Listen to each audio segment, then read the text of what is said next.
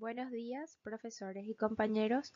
Hoy les vamos a presentar los conceptos de precarga, poscarga y la ley de Frank-Starling, para que a partir de la normalidad podamos estudiar con mayor facilidad la fisiopatología de las distintas alteraciones del corazón. Bueno, antes de empezar a hablar de los conceptos, es importante rememorar el diagrama volumen-presión, que como su nombre lo dice, analiza tanto el volumen como la presión en el ventrículo izquierdo durante el ciclo cardíaco. Este diagrama se divide en 4 fases que en el dibujo se pueden ver como las curvas rojas. La primera fase es el periodo de llenado, que inicia cuando el volumen de sangre en el ventrículo izquierdo es de 50 mililitros y la presión es de aproximadamente 2 a 3 milímetros de mercurio. Para que este periodo de llenado pueda ocurrir, la válvula mitral debe abrirse para que la sangre pueda pasar desde la aurícula hasta el ventrículo. Al final del periodo de llenado, el volumen del ventrículo es de 120 mililitros. Este volumen se conoce como telediastólico o de fin de diástole, y la presión es de 5 a 7 milímetros de mercurio. Esta presión se conoce también como presión telediastólica. Al finalizar el periodo de llenado, la válvula mitral se cierra por el aumento de presión en el ventrículo izquierdo. El segundo periodo corresponde al periodo de contracción isovolumétrica, en el que podemos ver un aumento de la presión, pero no así un aumento del volumen. Esto se debe a que la contracción del ventrículo debe alcanzar como mínimo 80 milímetros de mercurio para poder abrir la válvula aórtica y eyectar la sangre. El tercer periodo es el periodo de eyección. La presión en el ventrículo aumenta de 80 milímetros de mercurio a 120, luego desciende nuevamente a 100. Se expulsan aproximadamente 70 mililitros de sangre durante la eyección, lo que conocemos como volumen sistólico. Y en el ventrículo quedan 50 mililitros que conocemos como volumen telesistólico o de fin de sístole. Al finalizar este periodo, las válvulas aórticas se cierran. Por último, el periodo de relajación isovolumétrica, en el cual el músculo ventricular se relaja sin que las válvulas se abran y por lo tanto el volumen se mantiene constante. La presión disminuye de 100 milímetros de mercurio nuevamente a 2 o 3 milímetros de mercurio y el ciclo vuelve a empezar. Y podemos pasar a definir los conceptos de precarga y poscarga. La precarga es el grado de tensión del músculo cardíaco cuando inicia la contracción.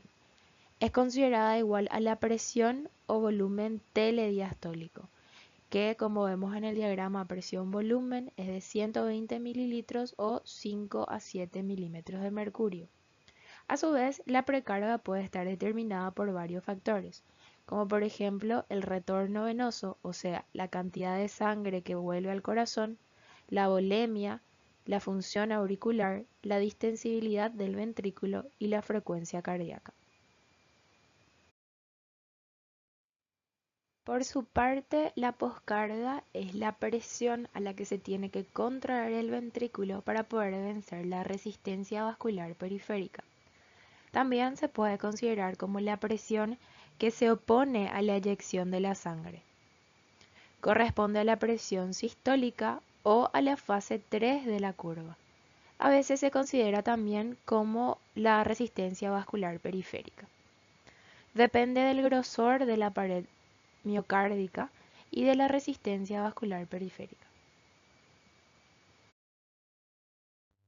La ley de Frank-Starling o la ley de la regulación intrínseca del corazón es un mecanismo que regula la cantidad de sangre bombeada por el corazón. Es el mecanismo por el cual el corazón, dentro de los límites fisiológicos, bombea toda la sangre que le llega por las venas. Cuanto mayor es el grado de estiramiento del músculo cardíaco, mayor es la fuerza con la que éste se contrae. Como podemos ver en el diagrama, a medida que va aumentando la precarga, el volumen sistólico o volumen de eyección también aumenta. Esto quiere decir que el corazón es capaz de eyectar todo el volumen que le llega hasta cierto punto en el que la curva se convierte en una meseta. La razón por la cual ocurre este mecanismo es porque tanto los sarcómeros como el músculo completo tiene un punto de estiramiento en el que la contracción es óptima. Como podemos recordar, la sarcómera tiene una longitud de aproximadamente 2 micrómetros. Podemos ver en el diagrama de la izquierda que la contracción o la tensión desarrollada por la sarcómera es máxima en los puntos B y C, en los que la longitud se encuentra entre 2 y 2,4 micrómetros aproximadamente. Si el estiramiento de la sarcómera es exagerado, se pierde la conexión entre los filamentos de actina y las cabezas de miosina, imposibilitando la contracción del mismo. Además, si es que se contrae demasiado, hay un choque entre los filamentos de actina que también hace que se pierda la estructura del sarcómera y no se pueda contraer más. En el diagrama de la derecha podemos ver un diagrama de tensión y longitud de un músculo completo. Este puede ser tanto esquelético como cardíaco, en el que vemos que la máxima tensión durante la contracción se da a una longitud un poco mayor de la normal. Bueno, así damos por concluido el video de precarga, postcarga y ley de Frank-Starling y esperamos que haya servido de ayuda para poder entender la fisiología del corazón. Muchas gracias por su atención.